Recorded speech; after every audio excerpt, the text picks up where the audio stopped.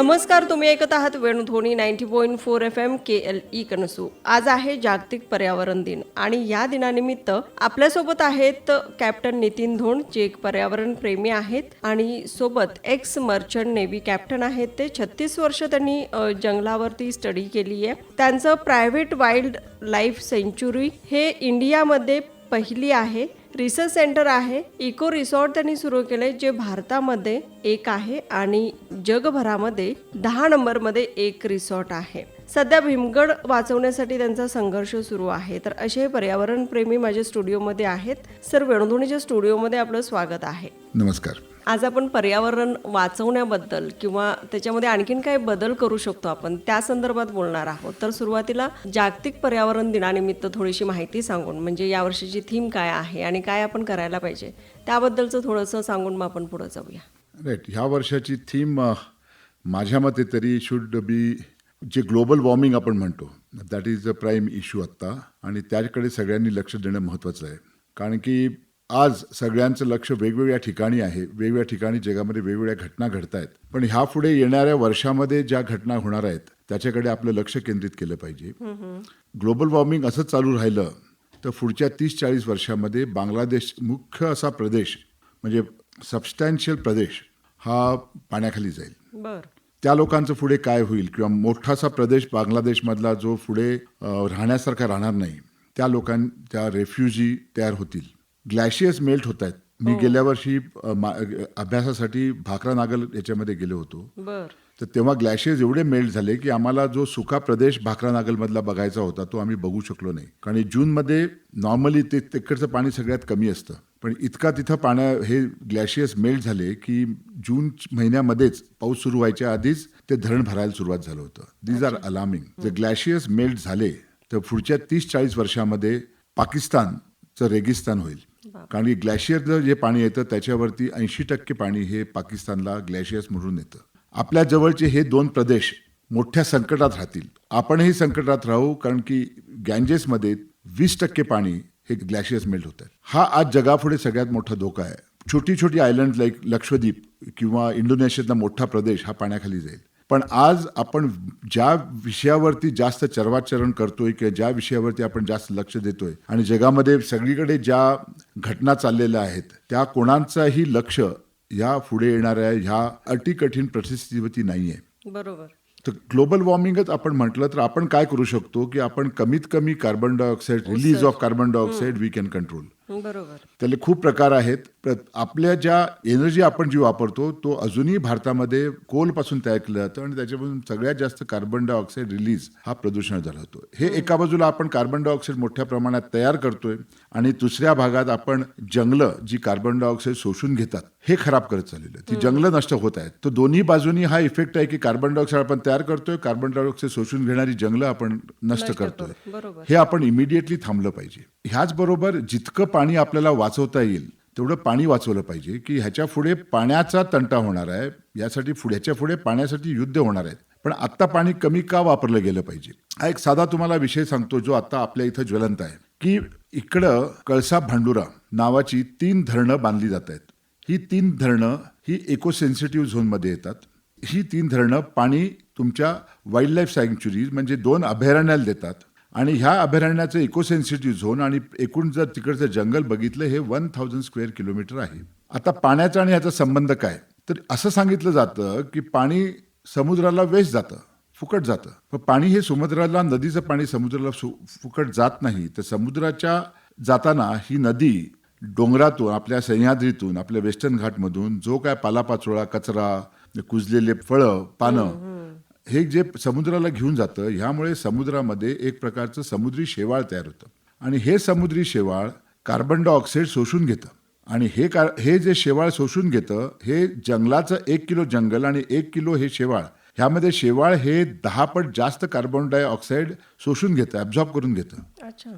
आणि दोघांमधला मोठा फरक असा आहे की समुद्री शेवाळ जेव्हा कार्बन डायऑक्साईड शोषून घेतं तेव्हापासून ज्या शिंपल्या तयार होतात, त्याच्यापासून आपली सुंगटं तयार होतात, त्याच्यापासून आपले खेकडे तयार होतात, इन्क्रेस्टेटेड ॲनिमल्स यांना म्हणतो, खाली कोरल रीफ्स तयार होतात आणि हा कार्बन डायऑक्साईड हा परमनंटली समुद्राच्या तळाशी घेऊन जातो हे शेवाळ. अच्छा. पण हे शेवाळ तयार होण्यासाठी नदी ही समुद्राला पोचली पाहिजे. बरोबर. हा एक थोडासा वेगळा विषय काय आहे की लोक समजतात की समुद्राला नदी फुकट जाते आणि त्यामुळे खूपशी लोक असा विचार करतात की हे समुद्राला जाणारं पाणी जे आहे ते आपण वरतीच थांबवावं आणि हे वरती थांबवलेलं पाणी जे आहे ते आपण ऊसाच्या शेतीसाठी इतर कशासाठी वापरावं. बरोबर. ह्याने दोन गोष्टी होणार आहेत की हे तुम्ही पाणी थांबवताय, हे अभयारण्य आणि 1000 स्क्वेअर किलोमीटरच्या जंगलापासून तुम्ही थांबवताय. दुसरं, ही जंगलं नष्ट झाली तर कार्बन डायऑक्साईडचा एक तुमचा शोषण कमी होणार आहे. दुसरं, ही नदी समुद्राला जाऊन त्याने ओशन अल्गे जर तयार केले नाही तेवढ्या प्रकारचा जो कार्बन डायऑक्साईड ते शोषून घेणार होतं आणि समुद्रात टाकणार होतं खाली ते होणार नाही. तर ग्लोबल वॉर्मिंगच्या बॅकग्राऊंडमध्ये किंवा which is a clear and eminent danger आता हे थांबवणं गरजेचं आहे. लोकांना समजावून सांगणं गरजेचं आहे की बाबा नदीला जाऊन द्या, समुद्राकडे जंगलांकडे जाऊन द्या, त्या वळवून आपला फक्त ऊस पिकवणं किंवा आपला स्वार्थ बघणं ह्यात आपलं हित नाही आहे आणि जगाचे हित नाही आहे. हा झाला ग्लोबल वॉर्मिंगच्या ह्याच्याने आपल्या इथं आत्ता निर्माण झालेला मोठा जो प्रश्न आहे. ह्या प्रश्नाकडे ह्या दृष्टीने सगळ्यांनी बघावं. Across the political parties, across languages, across state we require to think and similarly we require to think also across the borders of nations because right now we have to fight global warming. That is our clear enemy that we should focus on. बरोबर. Sir, मग या सगळ्या गोष्टींमध्ये जर आपल्याला बदल घडवून आणायचा म्हटला तर आपण प्रत्येक वेळी म्हणजे विचार करतो की आपण झाडं लावली पाहिजेत, झाडं जगवली पाहिजेत. ह्याच्या व्यतिरिक्त आणखीन काय आपण बदल करू शकतो? झाडं लावली पाहिजेत, झाडं जगवली पाहिजेत, ठीक आहे. पण झाडं लावली पाहिजे, झाडं जगवली पाहिजेत, त्याच्यापेक्षा मोठ्या प्रमाणात झाडं कापली जात आहेत काही ना काही कारणासाठी. रस्ते करण्यासाठी, खाणी काढण्यासाठी, झाडं कापून धरणं बांधण्यामध्ये. बरोबर. फ्रॅगमेंटेशन ऑफ इकोसेन्सिटिव्ह झोन आपण करतोय. इकोसेन्सिटिव्ह झोन ही गोष्ट खरं म्हणजे इकोसेन्सिटिव्ह झोन निर्माण करणारे गाडगीळ जे आहेत त्यांची निर्मिती बेळगावच्या ग्रुपकडनं झाली. बेळगावला पर्यावरणी नावाचा ग्रुप होता. त्यांनी 1994 पासून 2011 पर्यंत 17 वर्ष अथक काम करून त्यांनी भीमगड वाईल्ड लाईफ सँक्च्युरी तयार केली. ही वाईल्ड लाईफ सँक्च्युरी तयार करत असताना त्यांना असं कळलं त्यांच्या बरोबरच्या असलेल्या माणसांना की बाबा हे फक्त भीमगड संवर्धन करून चालणार नाहीये, पण सगळीकडे अशी वेगवेगळ्या खाणीसाठी, धरणांसाठी, ह्या पाण्यासाठी, त्याच्यासाठी अशी बांधून हे जो वेस्टर्न घाट आपण नष्ट करतोय हे कुठेतरी थांबवलं गेलं पाहिजे किंवा ह्याच्यावरती रेग्युलेटरी बॉडी काहीतरी आली पाहिजे. तेव्हा हजारो माणसं कन्याकुमारीकडनं आणि हजारो माणसं गुजरातकडनं जिथून सह्याद्री सुरू होतो चालत गोव्याला आले आणि तिथून त्यांनी मागणी करून सरकारनी गाडगीळ कमिशन निर्माण केलं आणि गाडगीळने जो रिपोर्ट दिला त्याच्यामध्ये त्यांनी सांगितलं की हा भाग हा सह्याद्रीमधला इतका इकोसेन्सिटिव्ह आहे की तो सांभाळून ठेवा आणि तिथं काही करू नका.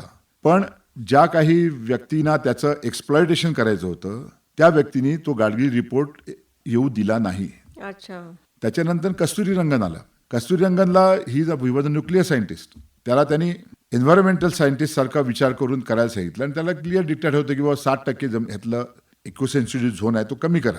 ते कमी करून कस्तुरीरंगन आला आणि तोही काही झालं नाही इतके दिवस. आणि मग परवा एकदम वायनाडला जेव्हा डोंगर कोसळला आणि त्यांना कळलं की आता काय झालं तर ते म्हणाले कस्तुरीरंगन जर इम्प्लिमेंट झाला असता तर हा प्रकार झाला नसता. पण आज परिस्थिती अशी आहे की वेस्टर्न घाट हा का महत्वाचा आहे. आपल्या पश्चिमेकडनं येणारे वारे वेस्टर्न घाटच्या जंगलाला इंटरपच होतात आणि वेस्टर्न घाटमध्ये एवढा पाऊस पडतो. आपल्याकडे आज खानापूरला चेरापुंजी ऑफ साऊथ म्हणतो आपण. तसंच ह्या सगळ्या ज्या नद्या भारताच्या पठारावरती किंवा पेनिन्सुलर इंडियावरती आपण ज्या बघतो ह्या पश्चिम घाटामध्ये तयार होतात. घटप्रभा पश्चिम ह्याच्यामध्ये होते, तुमची मलप्रभा पश्चिम घाटामध्ये येते, शरावती पश्चिम घाटामध्ये येते. ह्या सगळ्या नद्या जसं पश्चिमेला जाणाऱ्या नद्या आहेत, तिलारी नदी आहे, त्याच्यावरती तारकर्लीची नदी आहे, त्याच्या खाली छापोरारव नदी आहे, त्याच्यामध्ये महादई नदी आहे, त्याच्या खाली गेलं की काळी नदी आहे. ह्या सगळ्या नद्या समुद्राला जसा न्यूट्रिएंट्स घेऊन जातात to form ocean algae and start marine life, त्याच्यामुळे आपल्याला मासे मिळतात. तशाच पूर्वेकडे जाणाऱ्या ज्या नद्या आहेत, पश्चिमेच्या नद्या 80 किलोमीटर समुद्राला मिळतात, पण पूर्वेला जाणाऱ्या नद्या हा 1500 किलोमीटर भारताच्या पठारातून जातात. ह्या सह्याद्रीतून आलेली न्यूट्रिएंट्स आहेत ती संपूर्ण आपल्या पठारावरती पसरवतात आणि त्यांना पाणी देऊन त्या पूर्वेला जाऊन बे ऑफ बंगालला मिळतात. मग ह्या नद्या तयार करायचं हे स्त्रोत ह्या वेस्टर्न घाटमध्ये आहे. मग त्याला डॅमेज करून म्हणजे सोनी देणारी कोंबडी कापून तुम्हाला काही मिळणार नाहीये. तशी विचारसरणी लोकांमध्ये आणली गेली पाहिजे. फक्त झाडं लावून झाडं पेरून येस ते करावं लागणारच आहे. आपल्या मोठ्या प्रमाणात झाडं लागावीच लागणार आहेत, पण ही लावताना बाजूला किती झाडं नष्ट होणार आहेत आणि ती झाडं जी आपण नष्ट करतो, बायोडायव्हर्स फॉरेस्ट ऑफ वेस्टर्न घाट, ही झाडं 100 वर्षामध्ये झालेली नाही आहेत. ह्याच्यापुढे हजारो लाखो वर्षांनी ती इंटरस्पर्स झालेलं बायोडायव्हर्स फॉरेस्ट आहे. ते बायोडायव्हर्स फॉरेस्ट आपण झाडं लावून तयार करू शकत नाहीत. आज जेव्हा कळसा भांडुरा होणार आहे, मी अशीच भरपूर प्रयोग, कळसा भांडुरा मी आपल्या जवळचा आहे म्हणून सांगतो. बरोबर. हा कळसा भांडुरा होताना हजारो झाडं कापली जातील डायरेक्टली. ह्या हजारो झाडांनी च्या आजूबाजूला ह्याला आपण फ्रॅगमेंटेशन ऑफ फॉरेस्ट म्हणतो. पाण्याखाली किती हजार झाडं आहेत त्याचं अजूनही त्यांनी कल्पना नाही किती झाडं पाण्याखाली जातील. धरण बांधले की पाण्याखाली झाडं जातात. काळी नदी बांधल्यानंतर किती जमीन, शेकडो जमीन ह्याच्या खाली गेली, ती झाडं मारली गेली. हे बायोडायव्हर्स फॉरेस्ट आपण झाडं लावून जेव्हा झाडं रुजवून आणि ती जगवून करू शकत नाही. हे पृथ्वीवरती लाखो वर्ष एका ह्याच्यातून झालेला हा वेस्टर्न घाट आहे. तेव्हा ही माहिती लोकांकडे कळायला पाहिजे की बाबा आपल्या छोट्याशा स्वार्थासाठी इतक्या वर्षांनी झालेली ही जी झाडं आहेत ती जाऊ नयेत. बरोबर. एक सिंपल हे आहे, भयंकरनाथ स्वामीजी म्हणून इथं नाथपंथी मठ आहे. हा मठ हा 1000 वर्ष जुना आहे, हजारो वर्षापेक्षा जुना मठ आहे. आणि इथं ते मठाधीश जे राहतात आता, जे भयंकरनाथ स्वामी आहेत, असे स्वामी हजारो वर्ष इथं आपलं जंगल संवर्धन करायला राहिलेले आहेत. त्यांची परंपरा आहे, आपली संस्कृती, आपल्या धर्मामध्ये म्हटलेलं आहे की बाबा जंगलाचं संवर्धन करा. आणि त्याच डोंगरगावाच्या खाली आता भांडुरा येणार आणि तोच डोंगरगाव आणि हजारो वर्षाच्या मठाची परंपरा आपण नष्ट करणार. नद्या आल्या ह्या वेस्टर्न घाटमधनं आल्या आणि वेस्टर्न घाट हा मनुष्य प्राणी यायच्या आधीपासून आहे. आज आपण आपल्या स्वार्थासाठी त्याच्यावरती घालता कामा नये. होय ना. एवढ्या सगळ्या भयंकर गोष्टी होत आहेत आता सर आपल्या आजूबाजूला, आणि आपण फक्त म्हणजे झाडांवर लक्ष केंद्रित करतोय असं वाटत नाही तुम्हाला? म्हणजे एवढ्या सगळ्या गोष्टींवरती अभ्यास करणं आणि त्याच्यामध्ये काहीतरी बदल घडवून आणणं खूप गरजेचं आहे आता, असं वाटतं का? असं वाटतं, पण कुठेतरी आपण कुठे चुकलोय की आपण चुकलोय ते काय ह्याच्यासाठी की आपण आपल्याला काय महत्वाचं आहे हे आपण शोधायला चुकलोय. आज हे खूपशे इश्यू खूप सुंदर आहेत म्हणजे आणि सोपे आहेत. हे कोणालाही समजण्यासारखा विषय आहे, पण हा विषय आपण वेगवेगळ्या गोष्टींनी विसरतो. एक स्वार्थ, एक शॉव्हनिझम, म्हणजे आपण एकदम स्वतःला म्हणतो कानडी मराठी वाद झाला किंवा कानडी कोकणी वाद आता म्हणूया गोवा. ह्या वादामध्ये हे मूळ मुद्दे आपण विसरतो की बा मूळ, आणि कस्तुरा भांडुरा हा जो महाराष्ट्र, कर्नाटक आणि गोवा मधला मुद्दा नसून मनुष्य विरुद्ध सह्याद्री हा तो इश्यू आहे. पण हा जो इश्यू आपण बाजूला काढला, आपण खूप शिकण्यासारखं आहे. म्हणजे हे कोट्यावधी झाडं लावण्यापेक्षाही चांगलं काम आहे की तुम्ही हा विषय सगळ्यांना समजून घेण्यासारखी. पण लोक छोट्या छोट्या कारणांनी एकमेकाशी लढतात आणि छोट्या छोट्या कारणांनी त्यांचं इंटरप्रिटेशन वेगळं होतं आणि मूळ मुद्दा विसरला जातो. तर माझं म्हणणं, जर ग्लोबल वॉर्मिंगशी आपल्याला लढायचं असेल तर हे मूळ मुद्दे काय आहेत हे शिकणं गरजेचं आहे. बरोबर. आपण कसा कार्बन डायऑक्साईड कमी करू शकतो, कसा कार्बन डायऑक्साईड आपण कमी करू शकतो, आणि झाडं आणि हे शोषून घेऊन किती कमी करू शकतात. आपण उत्सर्जित करणार कमी करू शकतो, पण झाडं आपण उत्सर्जित उरलेलं केलेलं आहे ते करायला झाडं आणि नद्या आणि समुद्रातलं शेवाळ ही जी इकोसिस्टीम आहे ते करतं. हे समजून आपण त्याचं संवर्धन करणं, तर आपल्याला थोडा वेळ मिळेल. म्हणजे असं नाही म्हणून की ग्लोबल वॉर्मिंग आता 50 वर्षात येणार आहे म्हणजे त्याचे हे बॅड इफेक्ट्स इतक्या भयंकर होणार आहे त्याची. पण एखादं सायंटिफिक सॉल्युशन किंवा एखादा त्याला ब्रेक थ्रू म्हणतो की याच्यामधून आपण टेक्नॉलॉजी अशी काढू की आपली अनसॅच्युरेटेड मिळेल, आपण कधीही समाधान करत आपल्याला म्हणजे काय म्हणतो, आपल्या पुरेशी अशी एनर्जी आपल्याकडे नाही असं आपल्या दरवेळेला वाटत जातं. आणि ती एनर्जी जी कन्झ्युम करतो यातून कार्बन डायऑक्साईड तयार होतो. ती आपल्याला लागणारी एनर्जी सुरू करण्यासाठी एक क्लीन एनर्जी कुठेतरी मिळायचा एक कॉन्क्रीट असा स्पेसिफिक उपाय निघेपर्यंत ग्लोबल वॉर्मिंग कमी होणार नाहीये. आणि तो अजूनही आपल्या होरायझन मध्ये दिसत नाही, आपल्या क्षितिजापर्यंत दिसत नाही की असा कोणता पर्याय आहे की ज्याच्यापर्यंत आपण पृथ्वीवरती ऊर्जा तयार करू जी मोठ्या प्रमाणात आपण भक्ष्य करतोय. पण तोपर्यंत आता अशी गरज आहे की तसा कोणता तरी पर्याय निघेपर्यंत आपल्याला मनुष्याला जगण्यासाठी एक गॅप निर्माण करायला की बाबा आज इथं मनुष्य आणि इथं तो मनुष्य ह्या पृथ्वी तलावरनं निघून जाणार आहे. हे जे 50 वर्षात करायचं, 100 वर्षात करायचं, 200 वर्षात करायचं, हे आपल्यावरती अवलंबून आहे. नक्कीच. आणि तोपर्यंत आपल्याला एखादा पर्याय मिळेल. पण आता पर्यायाला जोपर्यंत आपल्या समोर नाही तोपर्यंत आज मला वाटतं की आपण सगळ्यांनी ग्लोबल वॉर्मिंग काय आहे, importance of our forest, importance of our rivers and importance of our oceans, आणि educating them. Education is the best way to start understanding की this is our responsibility, this is where we are going wrong and this is we will not happen. बरोबर. पण हे global वॉर्मिंगचा जर आपण विषय घेऊ फक्त, तर ह्याच्याशी म्हणजे बऱ्याचशा गोष्टी अशा रिलेटेड आहेत. हे फक्त म्हणजे आपण सामान्य लोकांच्या हातातला विषय नाही आहे हा. ह्याच्यासाठी खूप मोठ्या लोकांची ह्याच्यामध्ये मदत पाहिजे किंवा गव्हर्नमेंटनं सपोर्ट केला पाहिजे. अशा अनेक गोष्टी मिळून येतात. पण जर आता आपण जागतिक पर्यावरण दिवस आज साजरा करतोय आपण, तर या अनुषंगानं म्हणजे सामान्य लोकांच्या हातातून घडणाऱ्या गोष्टी कोणत्या असतील? आता प्रत्येक घरामध्ये 1-2 कार झालेल्या आहेत, प्रत्येक घरामध्ये स्कूटर झालेले आहेत. तुम्ही बघता मोटरसायकलवरनं 400, 500 सीसीच्या मोठ्या मोठ्या बाईक जात आहेत. सायकल आज जास्त कुठे दिसत नाही. आपण मोबाईल फोन वापरतो, इलेक्ट्रिसिटी वापरतो, एअर कंडिशनिंग वापरतो. आपण जो प्रत्येक हा जो यूज करतोय प्रत्येक ह्याचा, त्यातून कार्बन डायऑक्साईड म्हणजे आपण जी एनर्जी तुम्ही एनर्जी जी कन्झ्युम करताय त्यातून कार्बन डायऑक्साईड तयार होतो. तर आता समजा माझ्या एका मित्राची मुलगी होती, तिला मी सांगत होतो की बाबा तुझं जरा वजन जास्त आहे आणि तुला स्पोर्ट्स सुद्धा वाटेल आणि सायकलनी सुद्धा जा कॉलेजला. तर ती गेली थोडे दिवस. बट पियर प्रेशर असं होतं की कोणती तुझ्याकडे बाईक आहेत, कोणती तुझ्याकडे हे आहे, कोणती तुझ्याकडे मोटरसायकल आहे, कोणती हे एवढं होतं की तिने सायकल सोडून she ultimately came to ask the parents की मला स्कूटर पाहिजे कॉलेजला जायला. हा कोणाला आदर्श मानावा किंवा आपण काय त्यांना शिकवतो ह्याच्यावरती खूप आहे. घरात आपण फॅन चालू ठेवतो किंवा आपण एसी चालू ठेवतो किंवा आपण इथून चालत जाऊन भाजी तिथून आणू शकतो. ह्या छोट्या छोट्या गोष्टीतून हे ग्लोबल वॉर्मिंग हे सामान्य माणसाच्या घेतल्या कन्झ्युम केलेल्या ऊर्जेवरती अवलंबून आहे. ह्यात मोठ्या देशांनी काय करू शकतील किंवा काय करू शकतील की आपले पॉलिटिकल लिडर्स सगळं काही सांगायच्या ऐवजी हे जर सांगू लागले की तुम्ही ऊर्जा कमी करा वापरायची, तर लोकांपर्यंत पोचवायचं असेल आणि ह्याच्यातलं जर एखादा प्रत्येक माणसाची जबाबदारी आहे की आपण आपलं ऊर्जाचं आपण जो कन्झ्युम करतो ते आपण किती कमी करू शकतो. आणि बरोबर झाडं लावू शकता, झाडं जगवू शकता.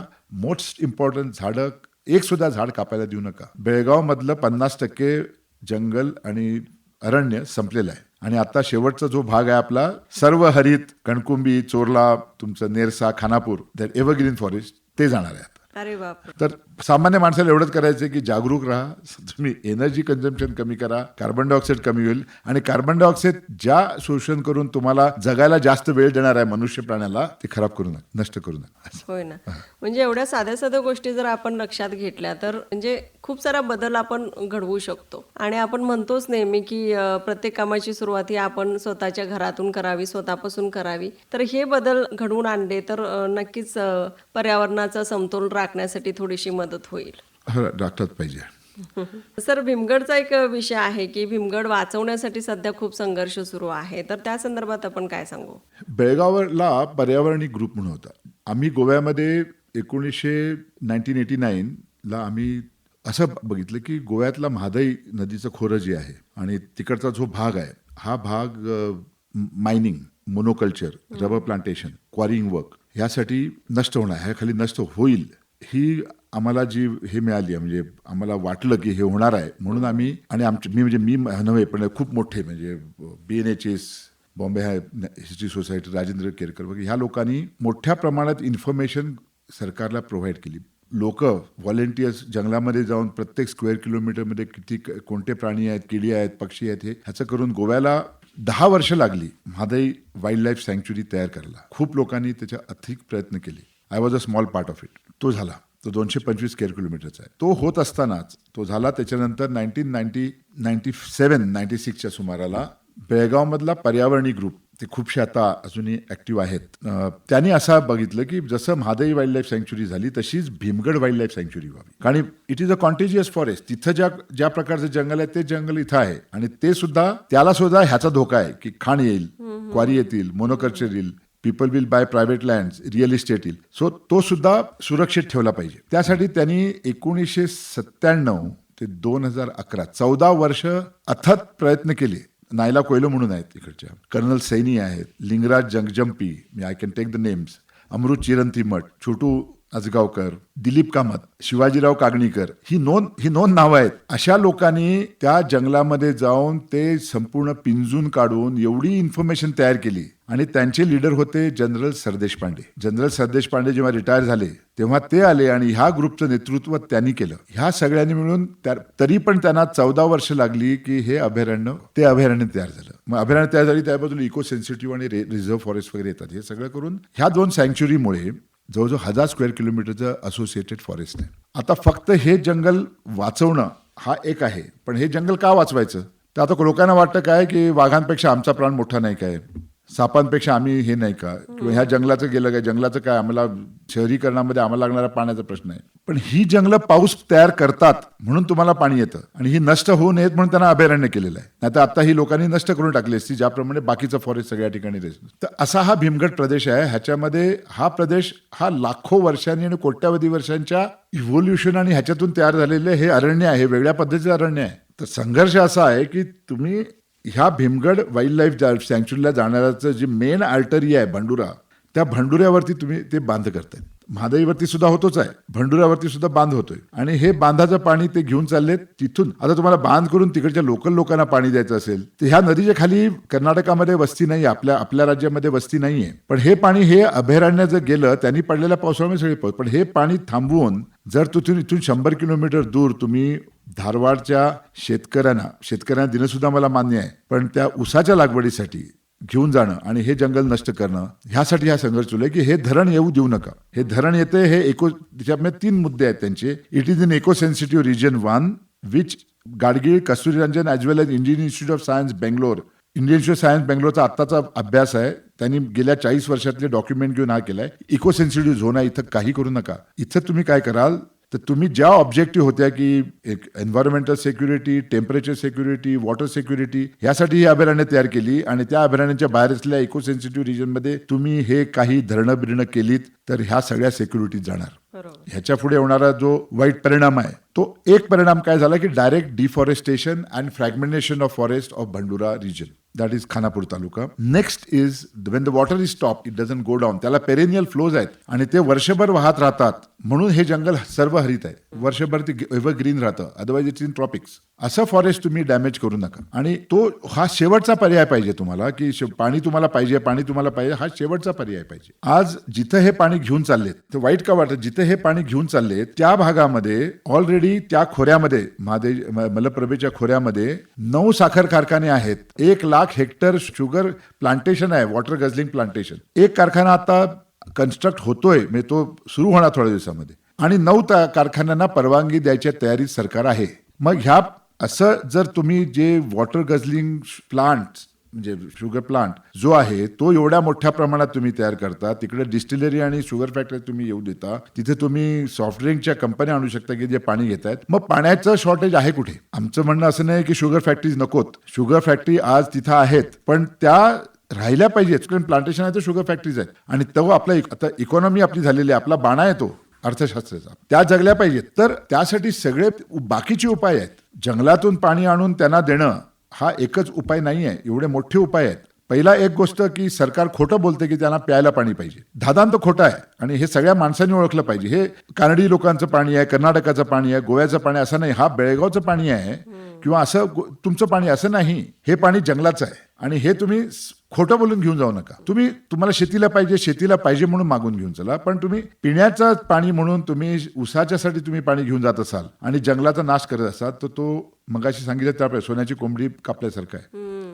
जर ह्याला पर्यायी उपाय आहेत. पाणी अडवा, पाणी जिरवा. शिवाजीराव कागणीकरांनी बेळगावच्या उत्तरेला जेवढं असलेलं अगदी म्हणजे ॲरिड जागेमध्ये त्यांनी पाणी तयार केलं. होय ना. मग तसे शिवाजीराव कागणीकर एक इंडिव्हिज्युअल माणूस करू शकतो, मग गव्हर्नमेंट किती करू शकतं? मलप्रभेच्या खोऱ्यामध्ये किती पाणी तयार करू शकतं? ह्या भांडुरा नाल्यामधून 2 TMC पाणी काढणार आहेत, हे काही नाही आहे. लोकांना जर कळलं हे 2 TMC नथिंग, हे 2 TMC जर त्यांनी पुढचे 1 वर्ष पाणी अडवा, पाणी जिरवा केलं तर त्यांना मिळतील आरामात, आणि एवढा खर्च करायची गरज नाहीये.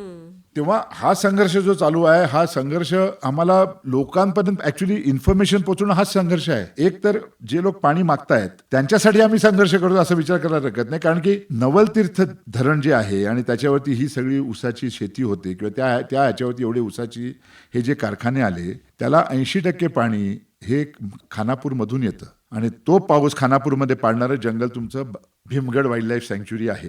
मग आता तुम्ही अगदी सरळ सिंपल गणित आहे की ज्या जंगलामुळे तुमच्या खानापूरला पाऊस पडतो, आपल्या खानापूरला पाऊस पडतो, आणि ते पाणी नवलतीर्थला जातं. त्या नवलतीर्थच्या खालची माणसं म्हणतात की आम्हाला आणि पाणी पाहिजे, 9 शुगर कारखाने 1 लाख हेक्टर असताना सुद्धा, आणि हे जंगल आपण थांबवतो. हा खानापूरला पाऊस कमी झाला, पहिला इफेक्ट पाणी कमी गेलं नवलतीर्थला, तर जे घेऊन येत आहेत 2 TMC त्यांचे शेकडो TMC जातील. पण हा इलॉजिकल ह्याला म्हणतो आपण थिंकिंग जी आहे, आणि जे कोणी ह्या प्रकल्प झाला पाहिजे म्हणून हट्ट धरतात त्या लोकांनाशी आमचा संघर्ष आहे. त्या लोकांना संघर्ष म्हणजे आम्हाला जाऊन भांडायचं नाहीये त्यांच्याशी.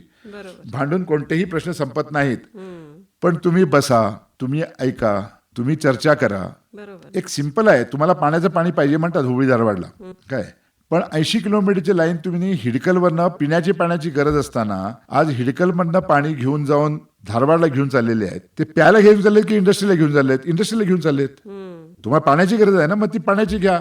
मग इथून 1 TMC तुम्ही इंडस्ट्रीसाठी घेऊन जाणार आणि इथून 2 TMC तुम्ही जंगलातून ऊसासाठी घेऊन जाणार पिण्याचं पाणी म्हणून. हा खोटारडेपणा लोकांना समजावून सांगणं हा संघर्ष आहे. म्हणजे आता आम्ही जी परवा मुवमेंट केली किंवा आमचा जो मोर्चा निघा, हा मोर्चा वेगळा होता. 2000 पर्यंत लोक आली, स्वयंस्फूर्तीने आली. ती बाकीच्या कोणत्याही रॅलीमध्ये किंवा मोर्चामध्ये येतात तशी हा मोर्चा नव्हता, ही रॅली होती. लोकांना समजून सांगण्यासाठी की बाबा बेळगावचा ह्या प्रकल्पाला विरोध आहे आणि बेळगावचा विरोध आहे तुमच्या हितासाठी. खानापूर राहिलं, खानापूरमध्ये पाऊस पडला तर तुम्ही जगाल, नाही तर आम्हीही मरू, तुम्हीही मरू. आणि पूर्वी कसं होतं गोवा आणि कर्नाटकामध्ये, मग आता बेळगाव आणि हुबळीमध्ये झालं नम नीरू नम हक्कू. पण आपण सगळेजण असा विचार करूया की आपण आपल्याकडे आहे तेच पाणी कसं तयार करूया, तेच पाणी आपण कसं कमी व्हानी वापरूया. ऊस शेती, आता शुगर इन्स्टिट्यूटमध्ये सुरेश देसाई म्हणून आहेत, तर त्यांनी असा अभ्यास केला की ऑर्गॅनिकली जर शुगर केन ग्रो केला ॲरिड एरियामध्ये आणि त्याला ड्रीप इरिगेशन दिलं तर half the consumption of water ह्याच्यामध्ये तुम्ही दुप्पट यील्ड काढू शकता ऊसाचं चांगलं. हे फक्त तुमच्या शुगर फॅक्टरीना सांगा की दे विल बाय ऊस अशा लोकांकडनं घेतील की ते अशाच प्रकारचे करतील आणि त्यांना जास्त रेट देतील आणि जे ऊस असा पिकवत नाहीये त्यांना कमी रेट देतील. हे एवढं जरी केलं तरी तुम्हाला 10 TMC तयार होतील तुमच्या ह्याच्यामध्ये. मग हा एवढा छोटासा चेंज सरकारने करावा किंवा साखर कारखाने करावा, ते जिवंत राहावेत, आम्ही त्यांच्याबरोबर जिवंत राहोत, आपले शेतकरी त्यांच्याबरोबर जिवंत राहोत, तेव्हा त्यांनी हा बदल करावा ना. पण एक मोठ्या हजारो कोटी खर्च करायचे आणि जंगला साफ, it is irreversible. We should not cause irreversible damage for greed and by unscientific means of diverting water. आज जगामध्ये सगळ्या ठिकाणी डायव्हर्टिंग वॉटर हा it is not accepted as a good solution.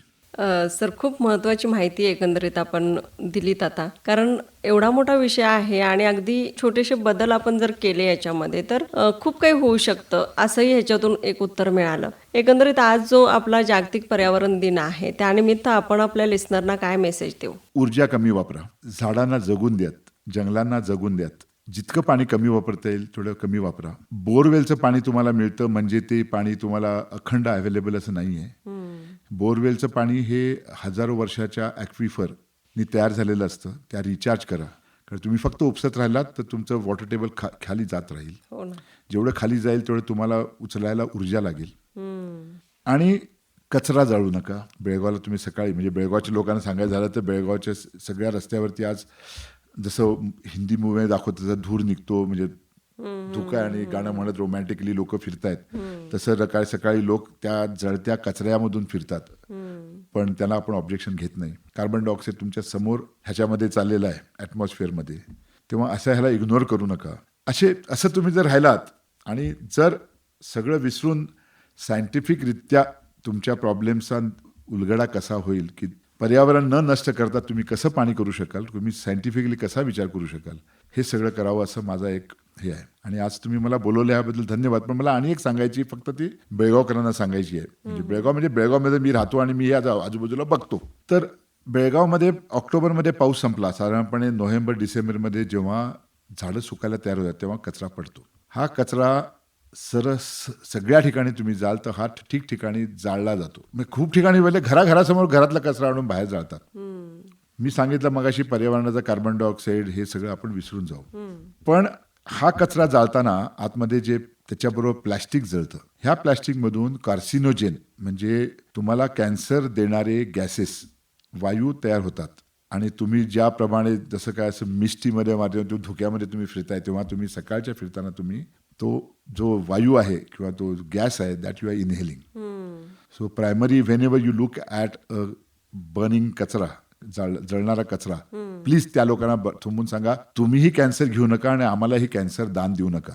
हे खूप बेळगावच्या दृष्टीने घातक आहे. आणि त्यामुळे बेळगावमध्ये, म्हणजे माझे मित्र होते चांगले, ते पण सांगायचे की बेळगावचा एक मोठा प्रॉब्लेम जो आहे की सिगरेट न पिकता लंग कॅन्सरच्या केसेस जास्त आहेत, तो हा कचरा आहे. म्हणजे ही तर अगदीच सोपी गोष्ट आहे की आपण आपल्या घरासमोरचा कचरा जाळतो किंवा पानं वगैरे पडतात म्हणून ती जाळली जातात. पर्याय आहेत त्याला की त्याचं आपण काय करू शकतो. या सगळ्या गोष्टी माहिती असताना सुद्धा बरीचशी लोक दुर्लक्ष करतात. इवन अशाही आता काही संस्था कार्यरत आहेत बेळगावमध्ये की जी ही पडलेली पानं जर आपण साठवून ठेवली तर ती घेऊनही जातात आणि त्याचं कंपोस्ट करतात. कंपोस्ट करायची. तर अशाही संस्था बऱ्याचशा कार्यरत आहेत जे याच्यावरती काम करतात. पण तरी सुद्धा जी लोक आहेत ती या सगळ्या गोष्टींकडे दुर्लक्ष करून आजचा दिवस गेला ना, असा गेला ना, ठीक आहे, ह्या गोष्टीवरती त्यांचा जास्त फोकस असतो.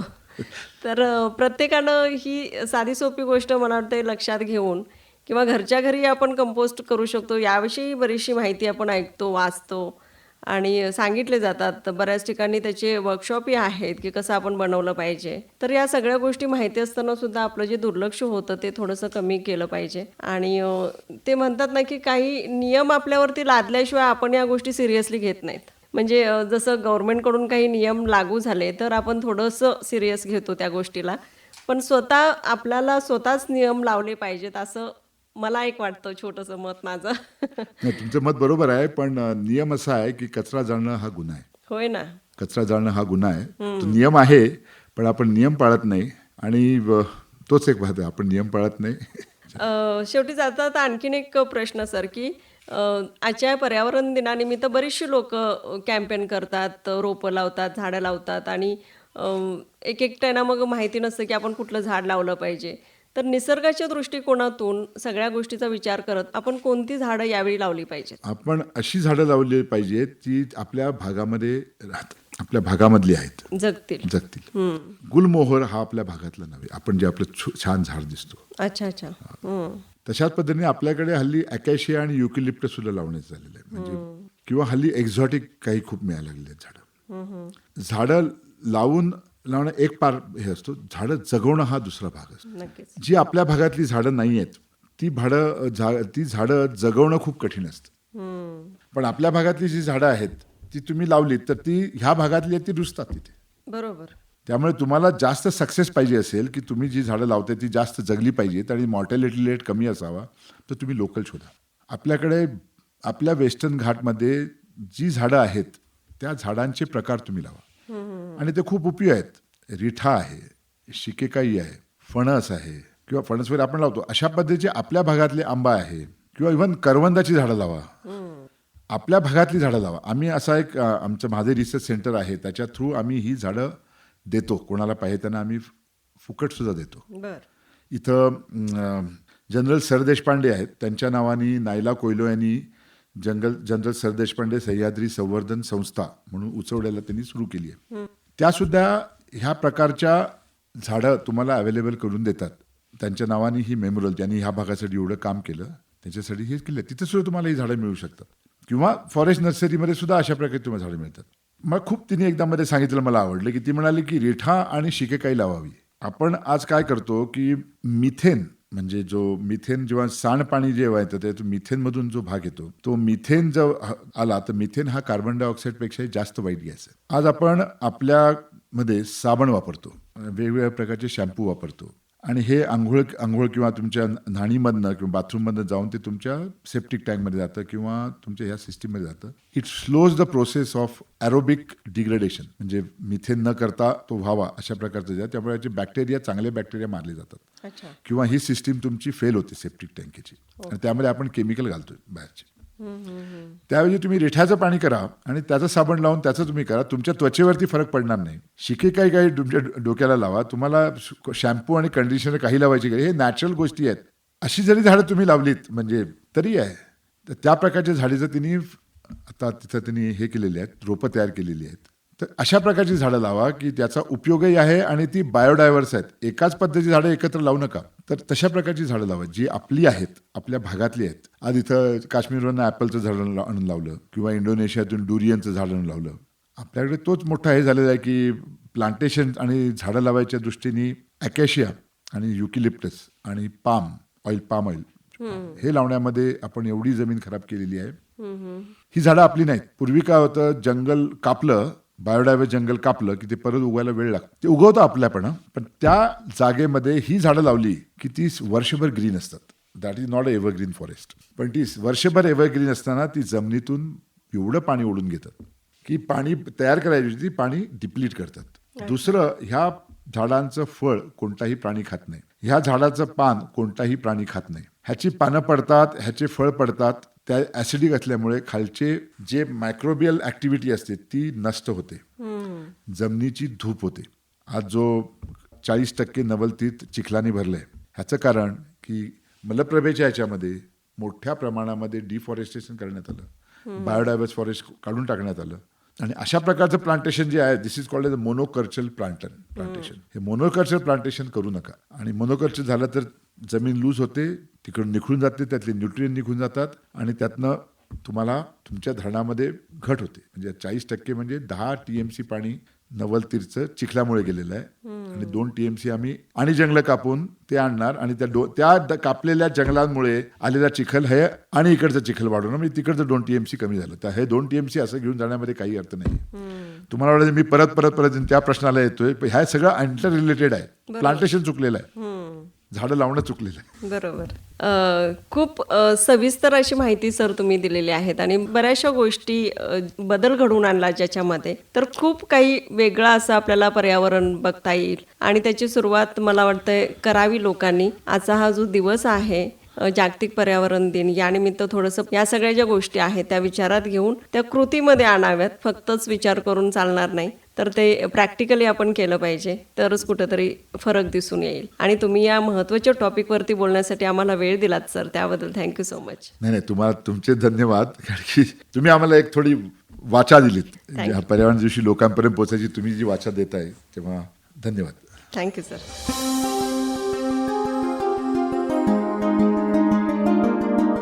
हा होता आजचा विशेष कार्यक्रम, जो आपण केली वेणुध्वनी 90.4 FM वरती ऐकला.